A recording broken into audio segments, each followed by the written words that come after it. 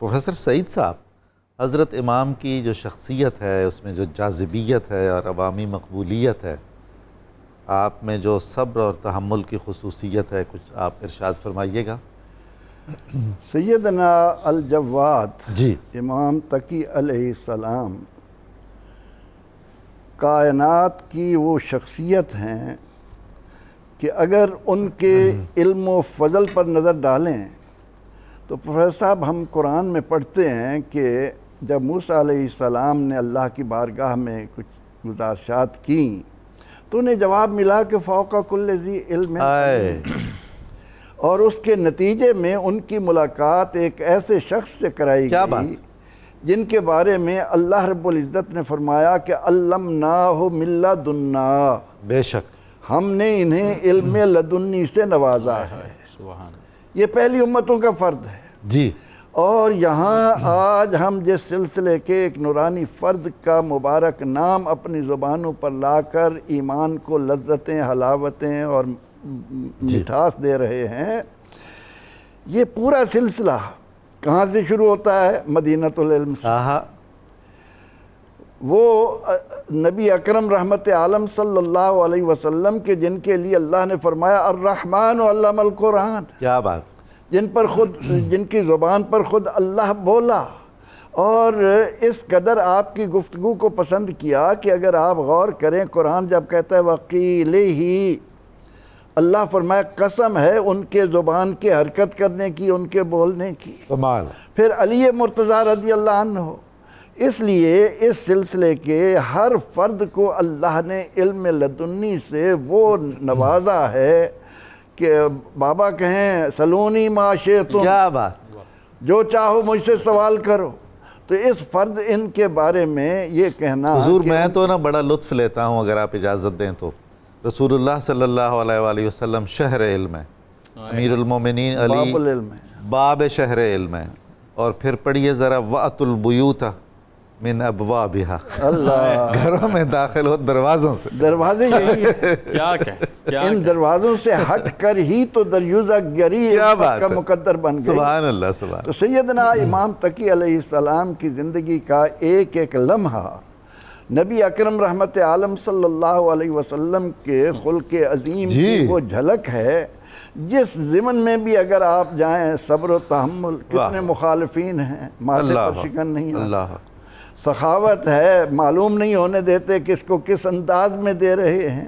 اس ضمن میں علماء نے ایک بڑا خوبصورت واقعہ لکھا کہ مدینہ منورہ میں ایک شخص نے امام تقی علیہ السلام سے خواہش کی کہ کنیز ہے اور لیکن اتنی قیمتی ہے کہ میں خرید نہیں رہا، میرے اندر استطاعت نہیں ہے۔ چند دن بعد اس کو معلوم ہوا کہ جس کنیز کا میں مشتاق تھا وہ کسی کے ہاں چلی گئیں، تو بڑا فکر مند ہوا۔ اسی دوران ان کی ملاقات امام تقی علیہ السلام سے ہوئی تو آپ نے فرمایا کہ میرے ساتھ چلو۔ وہ آپ کو اپنے ساتھ لے کر جب چلے تو دیکھا کہ ایک باغ ہے، اس میں خوبصورت محل ہے، مکان ہے بڑا پیارا اور سبزہ ہے، اور اس کمرے کے آگے پردہ ڈالا ہوا ہے، اندر قیمتی بستر اور یہ فرنیچر موجود ہیں۔ آپ نے اسے بلایا اور بلا کر کہا کہ آگے بڑھو۔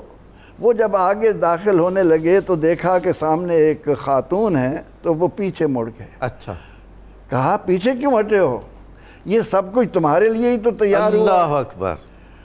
اب وہ حیران تھا، لیکن جب اس نے توجہ سے دیکھا تو وہاں وہی کنیز تھی۔ سبحان اللہ، سبحان۔ فرمانے لگے کہ جب تمہیں پتہ چلا کہ وہ فروخت ہو گئی ہیں تو یہ کسی نے نہیں بتایا کہ خریدا کس نے ہے؟ ہائے ہائے، یہ خریدا ہے جواد نے۔ واہ واہ واہ واہ، کون ہے اس وقت دنیا میں آپ جیسا سخی؟ کمال۔ اور ان کو یعنی وہ حیرت میں ڈوب گیا کہ میرے خواہش کو جو اتنا پورا کر رہے ہیں، وہ ضرورت مندوں کی ضرورتوں کو پورا کرنے کے لیے کس کس انداز سے ان کے دکھ بانٹتے ہوں گے۔ تو حضور جس کا اس طرح کے کوئی مسئلہ ہو وہ حضرت امام کا خصوصی طور پہ ایصال ثواب کیا کرے۔ پروردگار عالمین اپنے پیارے بندوں سے تعلق جوڑنے والوں کو کبھی مایوس نہیں کرتے۔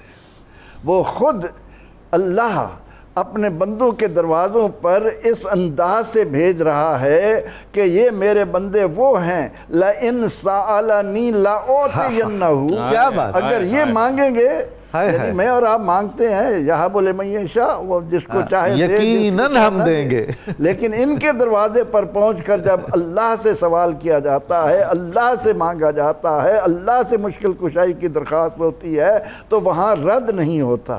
اسی لیے تو امام شافعی رحمۃ اللہ علیہ فرمایا کرتے تھے کہ اگر کوئی شخص یہ آرزو رکھتا ہو کہ وہ اللہ کے حضور دامن پھیلائے اور وہ خالی نہ لوٹے، تو وہ امام موسیٰ کاظم کے مزار پر جائے۔ اللہ اکبر، سبحان اب تو موسیٰ کاظم کے ساتھ امام علی رضا کا بھی، حضرت امام تقی، حضرت امام تقی بھی تشریف فرما ہے کاظمین میں۔ تو ان کے دروازے پر جا کر انسان کس انداز سے اللہ کی رحمتیں لوٹ سکتا ہے؟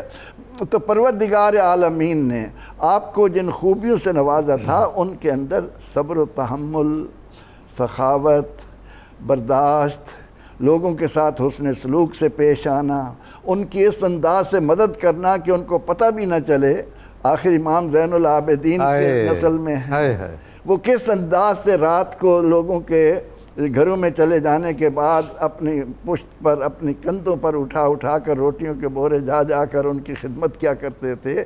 تو یہی کیفیت امام تقی علیہ السلام کی صورت میں بھی ہمیں نظر آتی ہے۔ پروردگار عالمین ہمارے دلوں کو ان کی محبت سے لبریز فرما کر ان کے اسوہ حسنہ پر چلنے کے قابل۔ آمین، آمین۔ اللہم